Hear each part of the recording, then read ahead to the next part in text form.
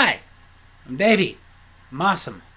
Welcome to Davy's Awesome Wrestling, where I review wrestling-related things all from the perspective of a fan, not an insider. So this past week, we had AEW and New Japan Pro Wrestling's joint event that is now a yearly thing, and I'm always excited for it. Forbidden Door, live from Long Island, New York. Let's get into it. The opening match from CMLL, Hechizero versus MJF. So this time it wasn't Japan, it was Mexico, but still, they've got that working relationship going on with CMLL. Let's see how this worked out. Ultimately, it was a good opener. I mean, I will say that MJF was being way too cocky against Hechizero, but he paid for that, as Hechizero not only ended up getting the edge, but was really working MJF's previously injured shoulder. But eventually, MJF was able to pull off a brainbuster, get the pin, the win, and for a decent opener, I would easily give this one a 3 out of 5. Yeah! Then a trios match of the Elite, Young Bucks and Kazuchika Okada, versus Hiroshi Tanahashi and the Acclaimed. It was good, but I don't know. I figure on big events like this, one team has the Continental Champion and the Tag Team Champions. Why couldn't they just defend their titles during this event? But okay, whatever. But it was as good as we expected. You know, there was plenty of back and forth, plenty of chaos, but the good kind. And it went until Okada eventually got the Rainmaker onto Tanahashi, got the pin and the win for his team. And then after that, he started picking him up. It looked like he was going to hit another Rainmaker just to do it. And out came Billy Gunn, who for some reason they're all afraid of. Three of them could take him easy, but whatever. They ran off, and that was the end of it. But still, like I said, it was good. I'd give it another 3 out of 5. Then a qualifying match for the Owen Hart Memorial Tournament. As we know, now they've announced the winner of this tournament is going to get an AEW Championship match at All In Wembley Stadium. And it was New Japan's Rampage Dragon, Shingo Takagi, versus the American Dragon, Bryan Danielson. This was a great match as expected. If you've ever gone back and watched some of those old Shingo Takagi, Bryan Danielson matches, you expected that this was going to be awesome. Even though it got a little scary because there was a lot of damage being done to Bryan's neck, and he's had several injuries to his neck. And after a lot of back and forth, Danielson got Takagi in an arm wrench, a very painful looking one, and of course Takagi had to tap out, making Danielson the winner, advancing into the men's tournament, which honestly I think we expected. I mean, it wouldn't have been way too crazy to think that they would have let a New Japan guy advance in the tournament, but we were pretty sure they weren't going to. But either way, I'd give this one a good 4 out of 5. Then for the AEW Women's World Championship from Stardom, which is like a sister promotion of New Japan, Mina Shirakawa versus Timeless Toni Storm, who were also fighting over Mariah May because both of them love her. This was another great match. Mina really brought it. Like when she did a flying DDT, which I will say I've never seen before. I've seen them dive and do a DDT, but never go up to the top rope and do one from there. But even with Mina taking most of this match, Toni Storm was able to get the Storm Driver, the pin, and retain her AEW Women's World Championship. Like I said, great match. Really brought it. A lot of drama. 4 out of 5. Yeah! Then a match to prove who's the best. Zack Sabre Jr. versus Orange Cassidy. Another great match. So much back and forth, so much drama. But one of the story things I love being told in this one was the story of how clearly Zack Sabre Jr. had gotten into Orange Cassidy's head. Zack Sabre Jr. is hailed as the best technical wrestler in the game, and it seemed like Orange Cassidy was trying to out-wrestle him. Instead of doing what, not trying to be mean, but a smart person would do, which is don't go there. Kind of reminds me of like a throwback to like James Storm versus Kurt Angle, where James Storm said, I'm not going to try and out-wrestle you, I'm going to out-fight you. That was Orange Cassidy's only chance of winning, but he didn't take it because he wanted to out-wrestle Zack Sabre Jr. And it cost him, as at one point he got tied up into basically a pretzel.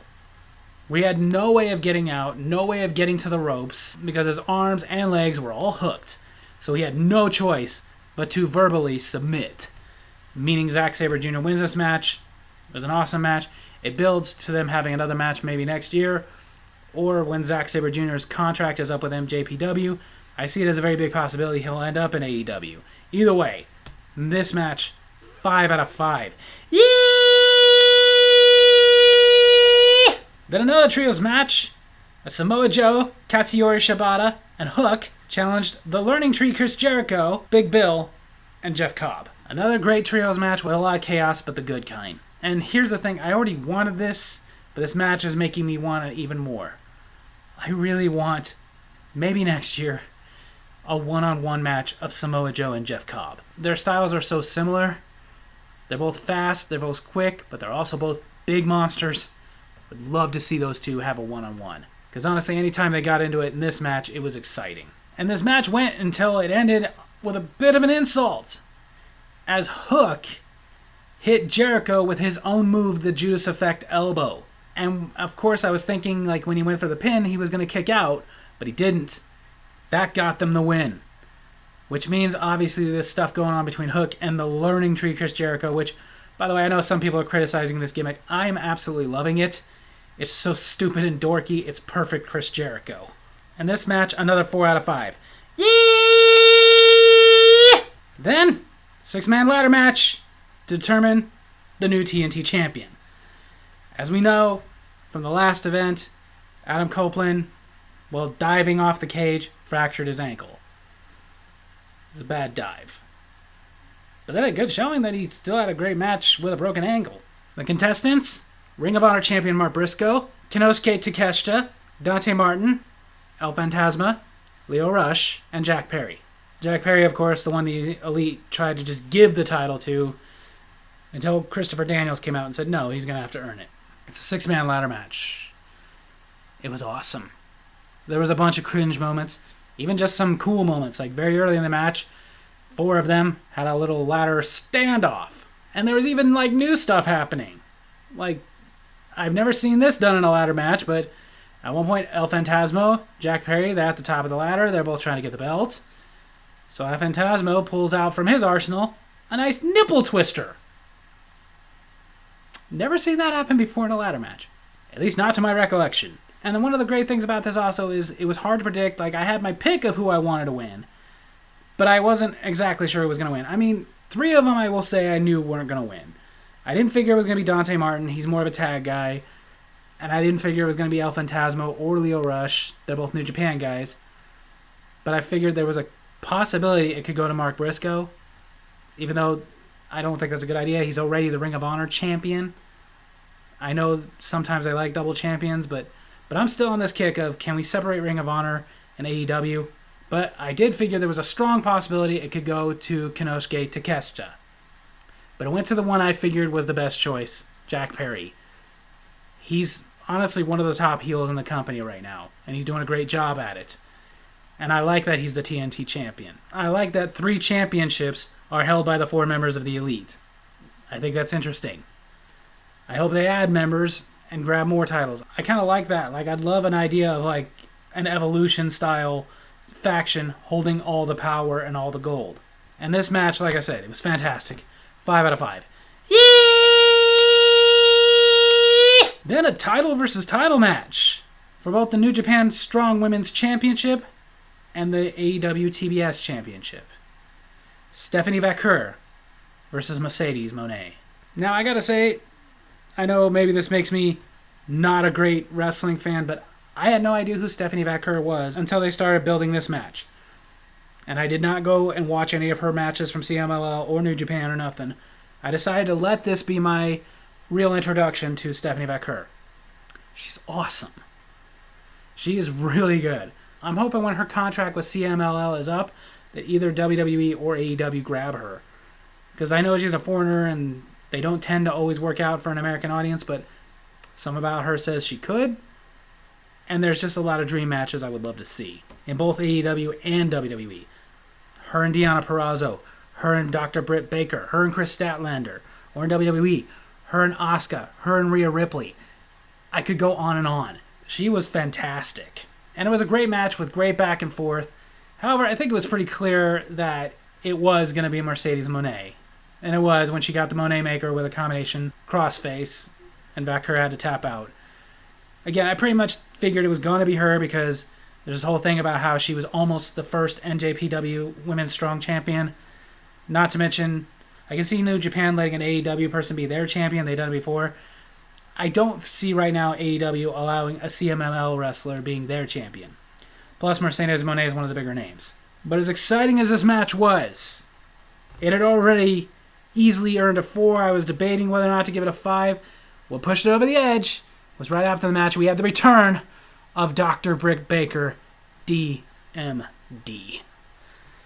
I've been waiting for her to come back. I mentioned before I want her versus Deonna Purrazzo, but I would also like to see her versus Mercedes Moné, which looks like who she's targeting. I can't wait for this rivalry, that match. That pushed it. That cemented it. 5 out of 5. Yee! Then for New Japan's top prize, the IWGP World Championship, Tetsuya Naito challenges champion Jon Moxley. It was a great match. Naito, of course, playing his mind games, but also getting brutal, like when he was beating Jon Moxley with a piece of the barricade. But it even had a little bit of a controversial end, as Mox was covering Naito, and the ref clearly did a bit of a slow count. Then, of course, Mox is trying to get the chair, trying to use it on Naito, and the ref is preventing him from doing that.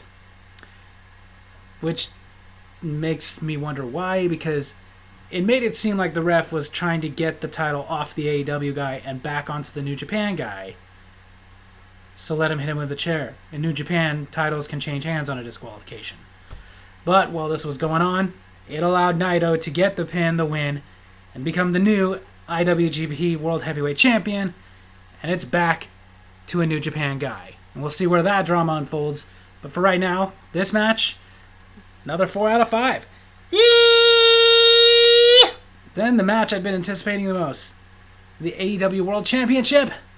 International Champion Will Ospreay versus World Champion Swerve Strickland. This match was intense. And honestly, I did not know which way it was going to end. I didn't know if they were going to keep it on Swerve Strickland, have him have a bit of a quick title run, or if they were going to have him retain, despite the fact that clearly right now their golden boy is Will Ospreay. And of course it was these two, so even though there was a story being told, there was also some big moves, like when Swerve Strickland climbed the top rope on the outside and did a swerve stomp onto a standing Will Ospreay onto a table. It's cringy. But then came the deciding factor. Don Callis came out, because as we know, Will Ospreay is a part of the Don Callis family, trying to give Will Ospreay a screwdriver to use in the match.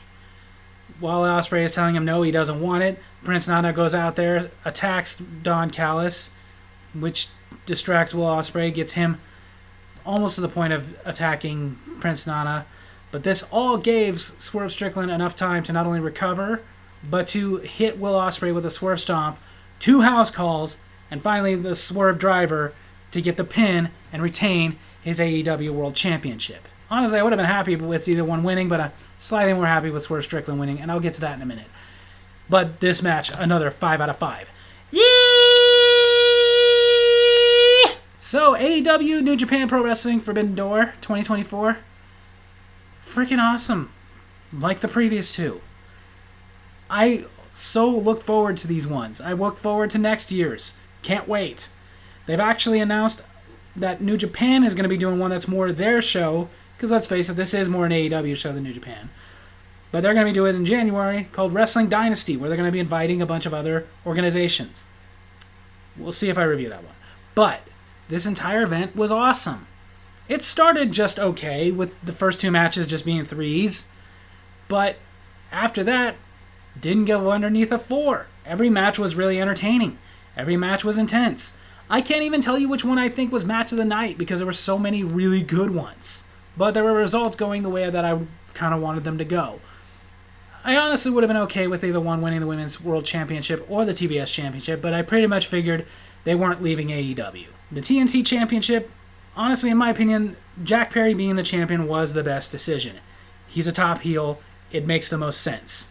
The IWGP match. Not only does it set up for more story, but you know what? I kind of feel like, yeah, I get you guys have a working relationship, but a New Japan guy needs to be the champion. The World Championship match, I honestly felt like the better decision was to leave it on Swerve Strickland for now.